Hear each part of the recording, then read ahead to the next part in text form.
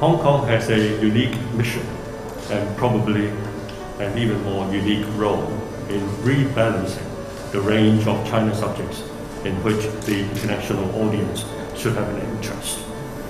We in Hong Kong definitely have the unique capabilities in sharing our knowledge and views with the international media, or by direct messaging to the international audience.